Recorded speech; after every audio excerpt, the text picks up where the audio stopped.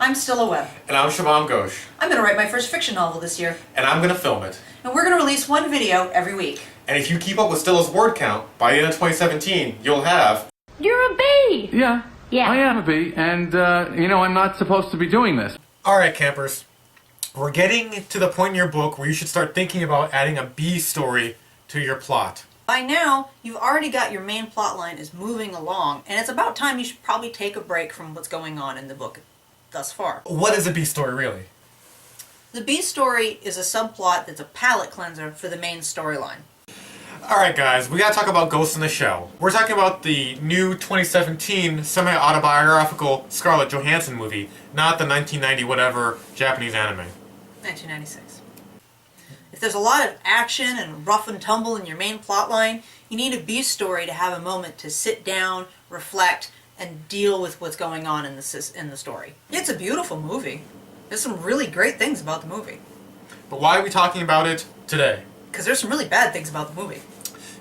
Conversely, if your main story, the main challenge to solve, is a romance, the B story could be fighting off zombies, like in Pride and Prejudice and Zombies. Absolutely. Because it's a $110 million budget, and they forgot to do the fundamental steps that we've been giving you on YouTube for free, such as stacking the enemies at the end.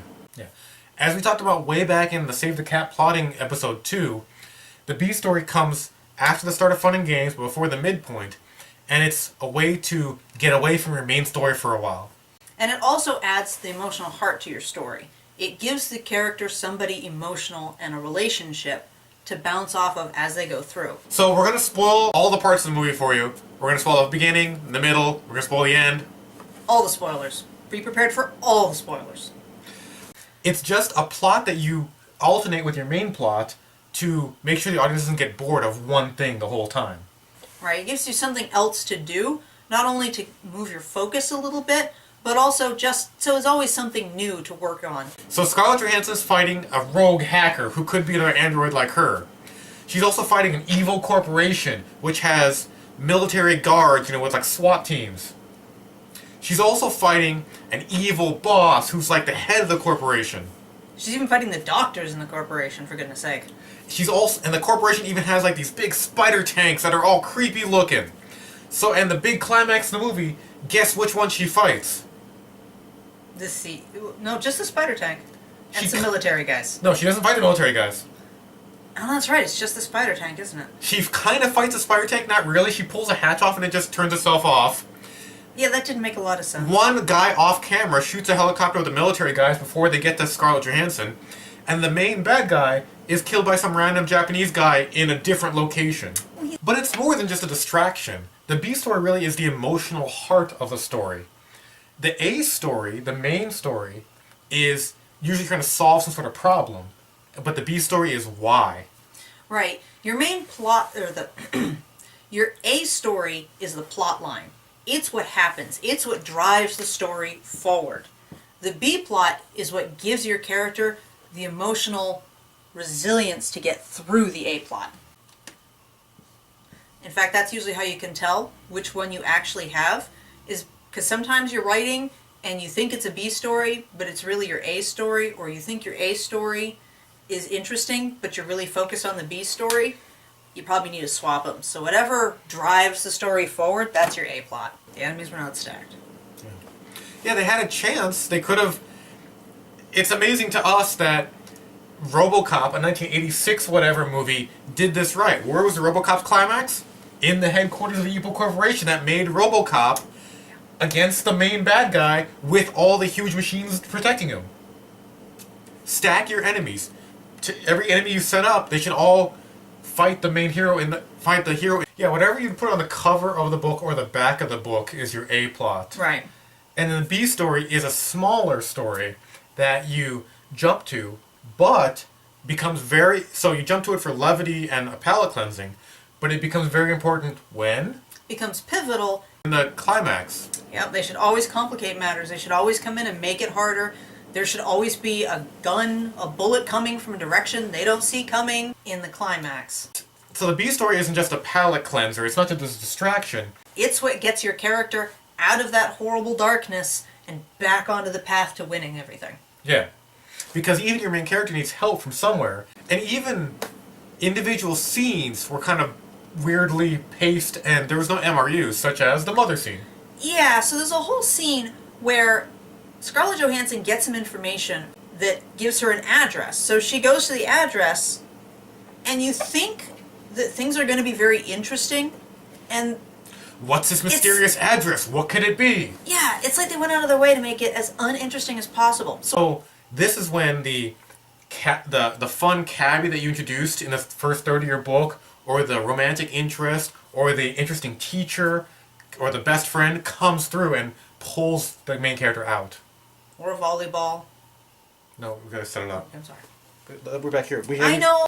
The cards exist for a reason. I know. Okay. What should have happened in this scene? Well, tell them what did happen, not what should happen. Okay.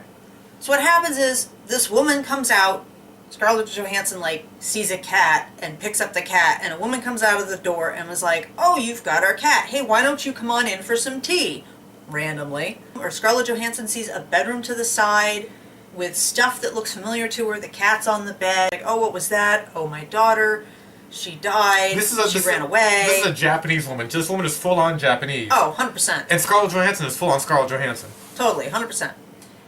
And they talk for a little bit, and ScarJo has the Lucy look on her face the whole time. There's no emotion going. I mean, she's really Christian stewarding it up. But the B story is not always a romance. This is another mistake writers always make. Sometimes it's a friendship. Sometimes it's a family member. It's any relationship that the character develops or touches base with right at the beginning of the fun and games that emotionally carries them through. Yeah. It doesn't have to be romance. For example, the most famous B story in movie history, the torrid love affair between Tom Hanks and the volleyball Wilson. Talk about. And I'm getting. Just. So she's Christian stewarding it right up, and this woman keeps talking to her and is like, "You kind of remind me of my daughter. You give me the same look," and all we could think of is what, a dead stare? A dead robotic stare. Yeah. If you watch that movie again, I know it's 3 hours. You got to sit through it.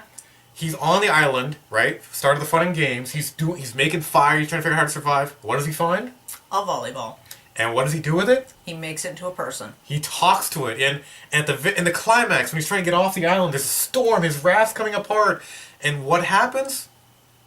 I don't remember. You didn't watch that part, did you? I did. I just don't remember exactly what happened. Wilson falls off the raft, and Tom Hanks goes out to save him. Wilson. But then he has to decide: do I save Wilson, or do I return to my family? And Wilson gives him the strength to be like, "No, I'm going to get on the raft and hold on." Not a love affair. Nope.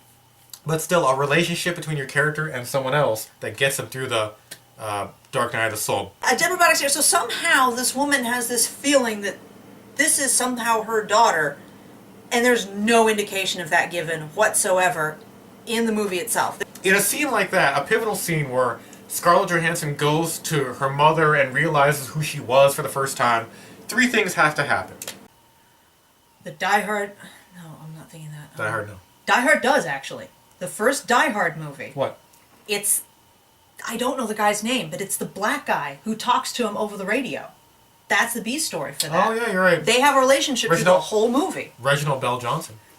Yeah, see, I just know him from Family Matters, yeah. The mother has to realize that Scarlett Johansson is the daughter. Scarlett Johansson has to realize that she's a daughter. And the audience has to realize. Realize that she's a daughter. Okay? In that scene, the pivotal scene, none of these 3 things happen. So, the best part. In Catcalled, how's your B story going? I actually just realized that I had been a bit light on my B story up to this point. So I'm actually, as of today, I started writing a scene where Brea and Rafe get a little alone time and actually get to talk a little bit during the fun and games. It's actually right before they break the midpoint, but they're having a conversation and getting a little bit better to know each other. They've done it a couple of times, so... Well, they do it... No, not that do it. Wrong doing it. Talk. They get to talk a few times. So I realized as I was writing it that my B story is Rafe, and I have them meeting, I have them having a little bit of a conversation right at the beginning of the fun and games when they're flying to Montana, and then they don't ever have another real alone time up until this point right before the midpoint. So Yeah. I realized, because I get very one track. Well, because we also planned this video. Yeah, it reminded me, oh no, I gotta do something with my B story. You figured it out because it made sense the way they were setting it up. But there was absolutely no reason for these two to figure this out. So here's why it's important. Imagine a book or a movie where the main character has a catalyst. They have to go on a quest. They go, oh, should I really go on the quest? They do. They train and they get stronger. They meet the villain. There's a ticking clock. Things get tougher. And the main character's like, I'm just going to win now. You know what? I'm awesome. Yeah. I'm gonna get this done. I don't need anyone's help. I'm just going to do this on my own. I was complete the whole time. Yeah, It would be weird, right? So the B story, at the critical moment in the break into 3, completes the hero so they can win in the climax. And jump off a cliff, and now Scarlett Johansson has to save him, right? Yeah. So start playing that now as you're running the fun and games. You should already have hints of it. If not, go back and add it. Yup.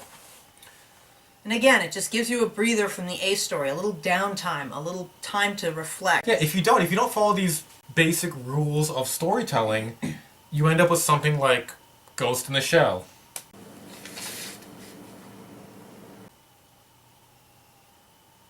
Yeah.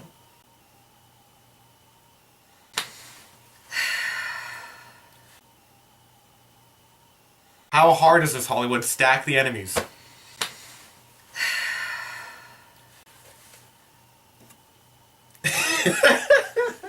All right.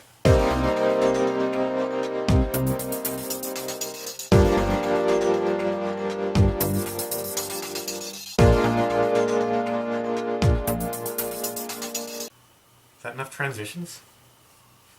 Transition! I didn't just have that one be one of the transitions? Yeah. Okay.